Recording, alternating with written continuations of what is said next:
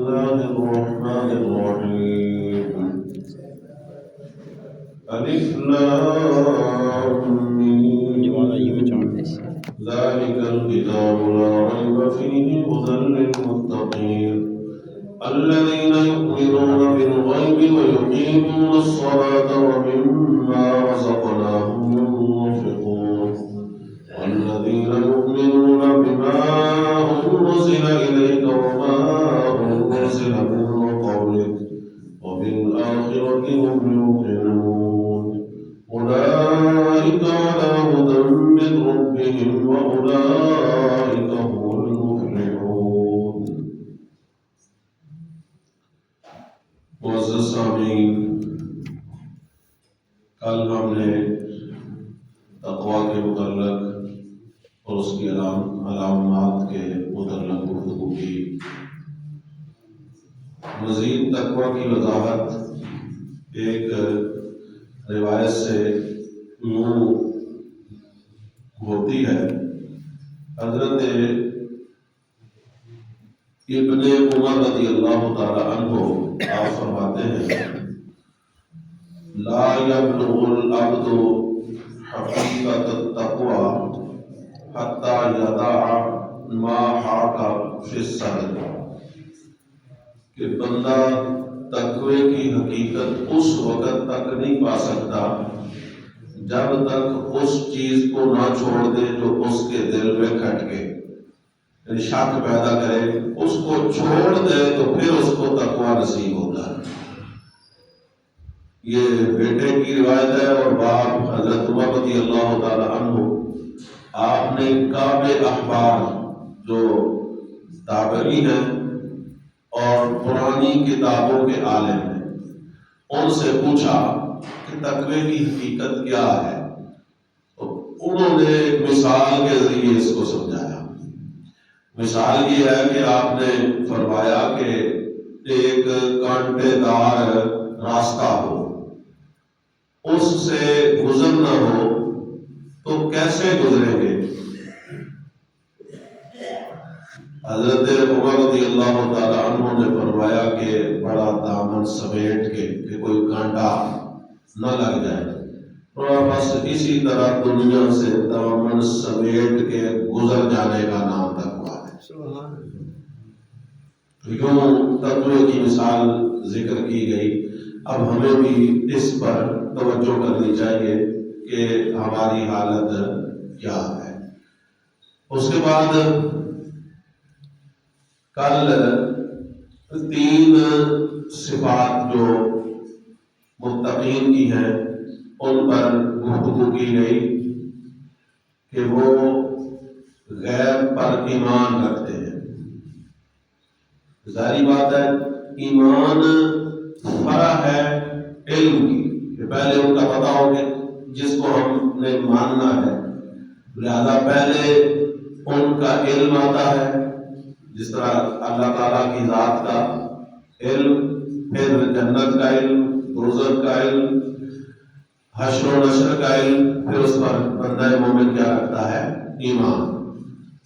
اس کے بعد نماز قائم کرنا، یعنی ہر لحاظ سے نماز پر جو ہے وہ پہرا دینا، ایک مستقل پڑھنا، خشوع خضوع کے ساتھ پڑھنا اور ہمیشہ پڑھنا.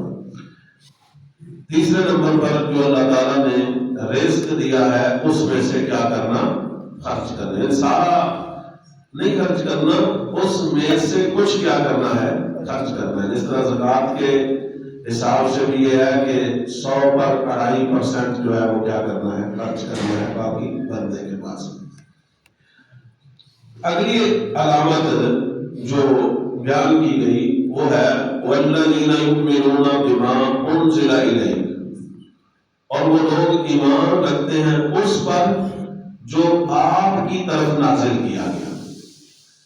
اب دیکھو سیدھا سیدھا یہ نہیں کہا کہ قرآن پر ایمان رکھتے ہیں، بلکہ یہ کہا گیا کہ جو آپ کی طرف نازل کیا گیا. تو ایک قرآن مجید جو ہے یہ بھی آپ کی طرف نازل کیا گیا اور قرآن کی وضاحت یعنی حدیث بھی نازل کی گئی.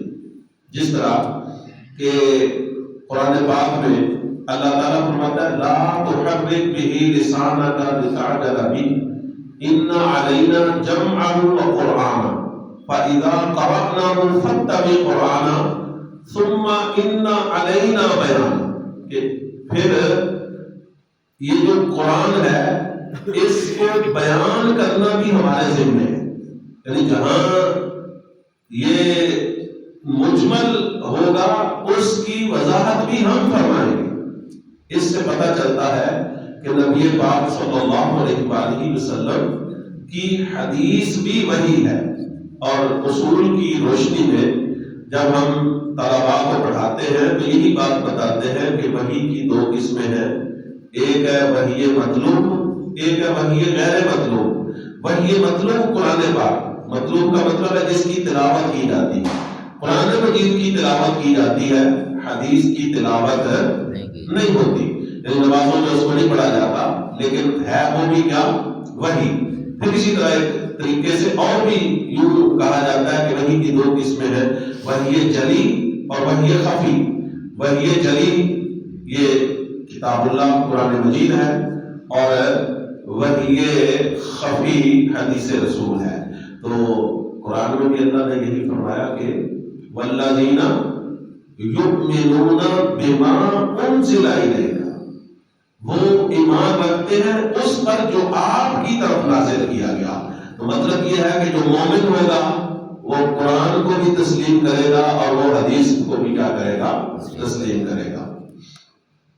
وما انزل من قبلک، اور ایمان رکھتے ہیں اس پر جو آپ سے پہلے نازل کیا گیا، چاہے وہ صحائف ہو چاہے وہ کتابیں ہوں۔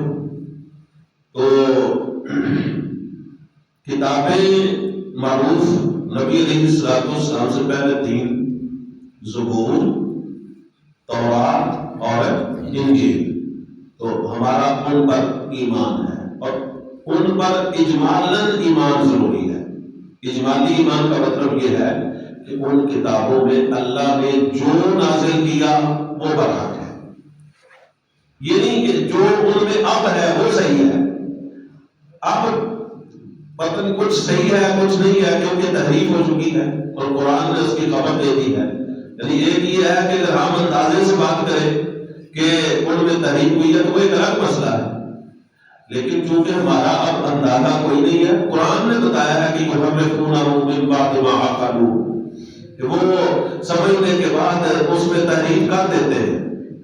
تو تحریف کی خبر قرآن نے دے دی، اب ہمیں نہیں معلوم کہ جو اس کتاب میں لکھا ہوا ہے وہ وہی ہے جو آپ نے نازل کیا، یا بعد والوں نے اس کو کیا کر لیا ہے؟ ملا دیا ہے۔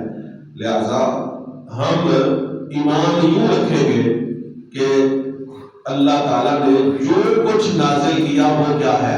برحق ہے۔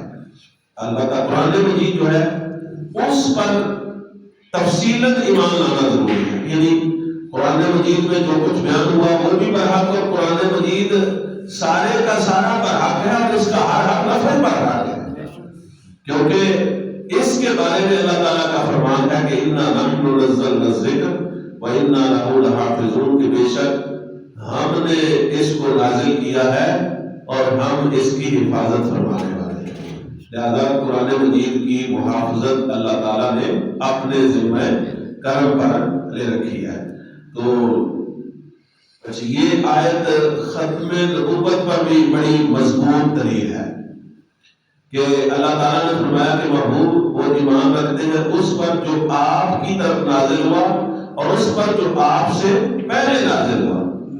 بات کی بات نہیں کی، کیونکہ آپ کے بعد کسی اور نبی کی گنجائش ہی باقی نہیں ہے۔ اللہ نے آپ کو ختم نبوت کا تاج عطا فرما دیا ہے، اس لیے آپ کے بعد کسی نبی کی کوئی ضرورت نہیں رہی۔ تو اس آیت میں ختم نبوت کا بھی اللہ تعالیٰ نے کیا کر دیا ہے؟ بیان کر دیا ہے۔ وَبِالْآخِرَةِ هُمْ يُوقِنُونَ، اور فرمایا کہ آخرت پر وہ یقین رکھتے ہیں، یعنی مومن جو ہے وہ آخرت پر یقین رکھتے ہیں۔ اب یہاں ہم یوقنون میں بڑی تخصیص ہے کہ مومن ہی اس پر یقین رکھتے ہیں۔ اب اس کے علاوہ اور جو لوگ ہیں، یہود ہیں، نصارہ ہیں، تو وہ یقین ان کا معتبر نہیں ہے. ان کا یقین معتبر تب ہوگا جب وہ سرکار کا کلمہ پڑھیں گے. اور اسی طرح یقین رکھنے کے لیے یہ بھی ضروری ہے کہ بندے کے اعمال بھی اس طرح کے ہوں. تو اب ہم میں سے جو گناہگار ہیں، یعنی عمل صالح نہیں کرتے، تو وہ بھی کوتاہی میں ہیں. ان کو بھی اپنی کوتاہی کیا کرنی چاہیے؟ دور کرنی چاہیے. اور یہ سوچنا چاہیے کہ جو وہ عمل کرتے ہیں، قیامت والے دن انہوں نے ان اعمال کا کیا کرنا ہے؟ حساب دینا ہے. اس لحاظ سے یہ بات جو ہے وہ بیان کی گئی کہ جو بندہ نبی علیہ السلام پر بھی ایمان لایا اور پہلے نبیوں پر بھی ایمان لایا. مثلا ایک شخص ایسا ہے کہ اس نے حضرت عیسیٰ علیہ السلام کا زمانہ پایا، کلمہ پڑھا، یا بعد میں آیا تو عیسیٰ علیہ السلام کا کلمہ پڑھ کے اس ملت میں داخل ہو گیا، اور ابھی وہ زندہ تھا تو رب نے کرم فرمایا، سرکار تو عالم صلی اللہ علیہ وسلم نے بھی اعلان نبوت فرما دیا. اب وہ اس کو جب سرکار کا پتہ چلا تو اس نے وہ دین چھوڑا اور میرے آقا کا کلمہ پڑھ لیا. تو اس بندے کو رب ذوالجلال ڈبل اجر عطا فرمائے گا. ایک اجر پچھلے نبی کا، جناب عیسیٰ علیہ السلام کے کلمہ پڑھنے کا، اور ایک اجر رب اس کو اپنے محبوب کا کلمہ پڑھنے پر اجر عطا فرمائے گا. اس لحاظ سے ایک حدیث مبارک جو بیان کی گئی، حضرت ابو ہریرہ، حضرت ابو بردہ رضی اللہ تعالیٰ عنہ سے روایت ہے. وہ اپنے باپ سے روایت کرتے ہیں کہ رسول اللہ صلی اللہ علیہ وسلم نے فرمایا، ثلاثۃ لہم اجران، تین بندے ایسے ہیں کہ جن کو رب ذوالجلال ڈبل اجر عطا فرماتا ہے، دوڑا اجر تین کو. کون سا؟ پہلا یہ ہے، راجل من اہل الکتاب آمن بنبیہ و آمن بمحمد صلی اللہ علیہ وسلم. فرمایا ایک تو اہل کتاب یعنی یہود ہو یا نصارہ ہو، ان میں سے کوئی بندہ کلمہ پڑھے تو ان کو رب ڈبل اجر عطا کرتا ہے، اس لیے کہ ایک تو اس نے اپنے نبی کا کلمہ پڑھا، اور جب سرکار آ گئے تو اس کو چھوڑ کر اس نے پھر نبی علیہ السلام کا کلمہ پڑھا، تو اس کو اللہ تعالیٰ دو اجر عطا فرماتا ہے. دوسرے نمبر پر فرمایا کہ وَالْعَبْدُ الْمُلُوكُ إِذَا أَدَّى حَقَّ اللَّهِ وَحَقَّ مَوَالِيهِ.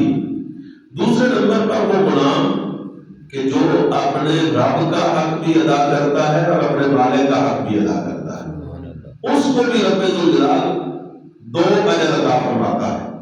تیسرے نمبر پر فرمایا راجل کانت عنده امة فأدبها فأحسن تعذیبها وعلمها وأحسن تعلیمها. ایک بندہ ہے، اس کے پاس لونڈی ہے، اس نے اس کو ادب سکھایا، اس کو پڑھایا اور اچھے انداز میں پڑھایا، اور ثم آتاها، پھر اس نے اس کو آزاد کر دیا، فتزوجها، اور اس نے آگے اس کی اچھی جگہ پہ شادی کر دی، فَلَهُ أَجْرَانِ، یہ بندہ جو ہے اس کو بھی رب ڈبل اجر عطا فرماتا ہے. تو یہ صورتحال جو ہے اس کو ہمیں پیش نظر رکھنا چاہیے. تو آتَيْنَاكَهَا بِغَيْرِ شَيْءٍ قَدْ كَانَ يَرْغَبُ فِيهَا. تو اس لحاظ سے نبی پاک صلی اللہ علیہ وسلم نے یہ واضح فرمایا کہ اہل کتاب جو ہے وہ کلمہ پڑھے تو ان کو دو اجر، اور اگر وہ کلمہ نہ پڑھے، مسلمان مجاہدین ان کے ساتھ جہاد کرے تو پھر مجاہدین کو ڈبل اجر ملتا ہے. یعنی ان کے احکام ہر لحاظ سے جدا جدا ہیں. اسی طرح اللہ تبارک و تعالیٰ نے ارشاد فرمایا کہ اولئک علی ھدی من ربہم واولئک ھم المفلحون، کہ جب انہوں نے کلمہ پڑھا تو فرمایا بالآخرۃ ھم یوقنون، کہ آخرت پر وہ یقین رکھتے ہیں۔ تو نبی علیہ السلام نے فرمایا میں اور قیامت ایسے ہے جیسے یہ دو انگلیاں۔ مطلب کیا ہے کہ اب میرے اور قیامت کے درمیان اور کوئی نبی نہیں ہے اور کسی کا زمانہ نہیں ہے۔ اب جتنا لمبا زمانہ بھی بیت جائے وہ سارا میرا ہی زمانہ ہے، وہ جتنے بھی لوگ اس دوران آ جائے سارے میرے ہی امتی ہیں، سب نے مجھے ہی ماننا ہے، میرا ہی کلمہ پڑھنا ہے۔ اور اب قیامت آنی ہے اور درمیان میں کوئی نبی نہیں ہے، کوئی دین نہیں ہے، دین بھی میرا ہی چلنا ہے، راج بھی میرا ہی رہنا ہے، نبی بھی میں ہی ہوں، اور جس نے آنا ہے اس نے امتی بھی میرا ہی رہنا ہے۔ تو یہ باتیں بیان کرنے کے بعد اللہ تعالیٰ فرماتا ہے اولئک علی ھدی من ربہم واولئک ھم المفلحون، یہی وہ لوگ ہیں جو اپنے رب کی طرف سے ہدایت پر ہیں۔ اس سے یہ پتہ چلا ہدایت بندے کی اپنی مرضی سے نہیں آتی، رب توفیق دے تو بندہ راہ ہدایت پہ چلتا ہے۔ وَأُولَٰئِكَ هُمُ الْمُفْلِحُونَ، اور اللہ نے فرمایا یہی لوگ کامیاب ہیں، یعنی جن میں یہ صفات ہیں وہ کامیابی والے لوگ ہیں۔ اس لیے کوشش بھی کرنی چاہیے اور ساتھ ساتھ دعا بھی کرنی چاہیے کہ اللہ تبارک و تعالیٰ ہمیں ہدایت یافتہ لوگوں میں شامل فرمائے اور ہدایت پر ہمیں استقامت عطا فرمائے اور ہدایت پر ہمارا خاتمہ فرمائے۔ آمین ثم آمین۔